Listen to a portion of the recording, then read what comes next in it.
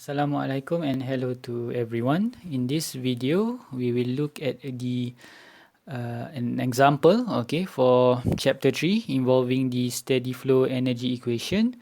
So for this video, the question will involve a nozzle. So you can pause the video to read and understand the question properly. So we have here a type of gas, carbon dioxide, CO2, which enters an adiabatic nozzle steadily. Inlet conditions is pressure 1 megapascal, temperature 500 degrees Celsius, and the mass flow rate is 1.67 kilograms per second. And it leaves at the exit of the nozzle at pressure 100 kilopascal and velocity 450 meter per second. Given also in the question is the inlet area 0.004 meter square. We can neglect the changes in potential energy, and we have to determine, or we have to calculate for the velocity for air at the inlet, V1 in units meter per second, and also the air temperature at the nozzle exit, T2 in units degrees Celsius. Okay, given in the question also, so we don't have to look in the table, are the gas constant R, and also the specific heat at constant pressure, Cp. So the answers are given in the question. So let's try to do the question and see whether we can get the answers correct. So first of all, before we start with step 1, we try to list down the conditions given in the question. So we know it's a nozzle. So in terms of work interaction, work in and also work out, we can cancel, so equals to 0. Adiabatic nozzle, Q in and Q out is also equals to 0, and we can neglect the changes in potential energy. So these are the conditions based on the questions. For step 1, next, we try to draw the schematic diagram. So we have a nozzle, at state 1 inlet, state 2 exit, so it flows CO2. So pressure at state 1 is 1 mega Pascal, and also temperature at state 1 is 500 degrees Celsius. Velocity we have to find. We do know the mass flow rate, 1.67 kilograms per second, and also the inlet area, 0.04 meters square. Okay, next is the exit. So we know the pressure is 100 kilopascal. We know the velocity, 450. We have to find the temperature. So that is step 1. So next is to go for step 2. Step 2 is to write the equation. So to find for velocity, since we have the mass flow rate, we will see whether we can solve it using the mass flow rate equation. So we have the mass flow rate at state 1. We do have the area at state 1. We need to find the velocity at state 1, and specific volume at state 1 we can find during step 3 later. So we can use the mass flow rate equation to solve for velocity at state 1. So if we were to rearrange the equation, so we will get the following. So this is a property at state 1.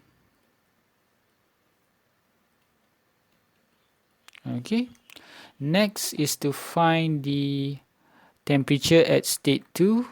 For temperature at state 2, since the substance is a gas, we will solve using the SFEE. Because why? Because there is the term for T2 inside the equation. There is a term for T2 inside the SFEE if the substance is a gas. So we will write the general equation first.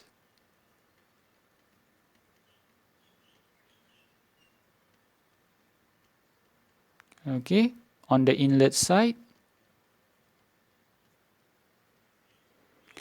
And then we have on the exit side.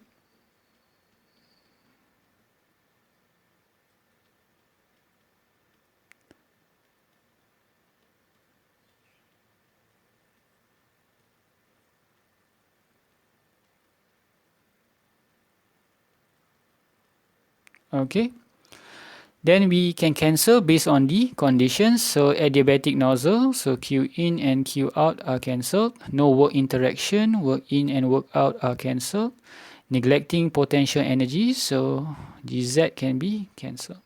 Okay, so write what is left on the left hand side.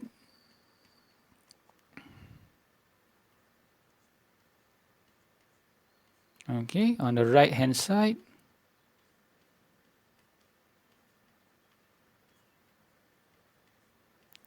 Okay, since on the left we do have mass flow rate and on the right we do have mass flow rate, so we can cancel both terms, okay, since they are the same. And then we can rearrange the equation, okay. We can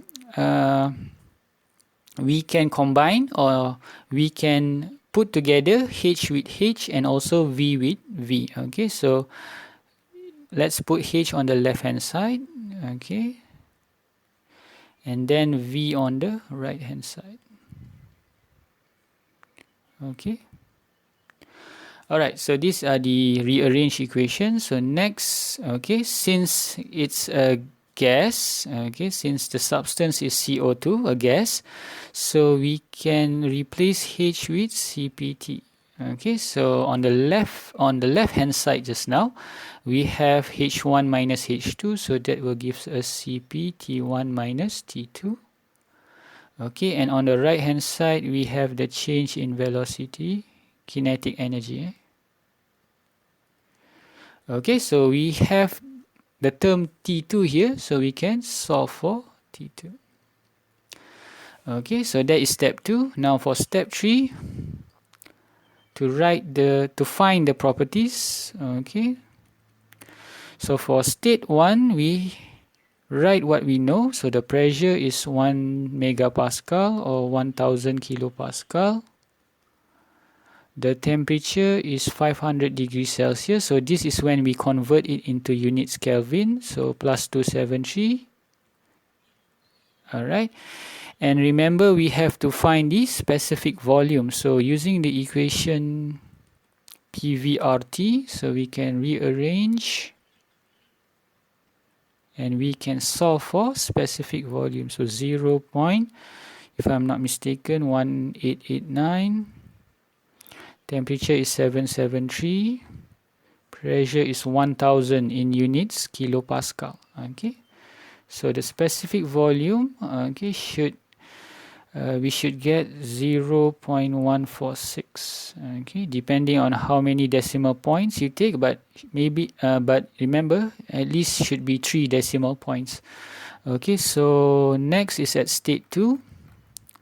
Now for state 2, okay, I don't think so we have to find anything, but we still can write it down. We know the pressure, 100 kilopascal, and we know the velocity, 450 meter per second. Okay, that's all at state 2. So finally for step 4,